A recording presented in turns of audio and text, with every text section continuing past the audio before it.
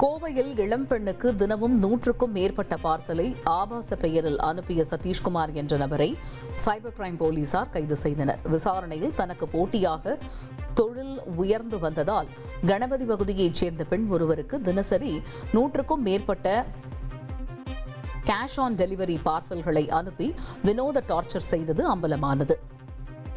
தேனியில் உள்ள வைகை அணையில் இருந்து குடிநீர் மற்றும் விவசாய தேவைக்காக வினாடிக்கு 2250 கன அடி நீர் திறக்கப்பட்டதைத் தொடர்ந்து மதுரை மாநகர் பகுதிக்குள் வைகை ஆற்றின் இரு கரைகளையும் தொட்டு தண்ணீர் பாய்ந்தோடுகிறது. பாதுகாப்பு பணியில் ஈடுபட்டுள்ள போலீசார் ஆற்றில் இறங்கவோ குளிக்கவோ வேண்டாம் என ஒலிபெருக்கி வாயிலாக அறிவுறுத்தி வருகின்றனர்.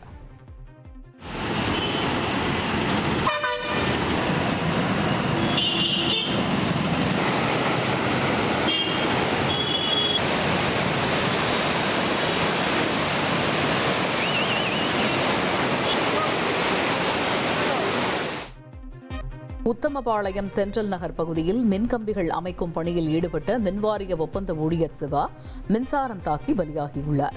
இதையடுத்து அவரது உடலை ஏற்க மறுத்த உறவினர்கள் நிவாரணத் தொகை மற்றும் அரசு வேலை கோரி சாலை மறியலில் ஈடுபட்டதால் பரபரப்பு ஏற்பட்டது. திருவொற்றியூர் அண்ணாமலை நகரில் மதுபோதையில் அப்பகுதியில் இருந்த விநாயகர் சிலை மீது முட்டை வீசிய சம்பவம் பரபரப்பை ஏற்படுத்தியுள்ளது. நண்பனின் பிறந்த நாளை முன்னிட்டு கேக் வெட்டி கொண்டாடிய போது இந்த சம்பவம் நடந்துள்ளது.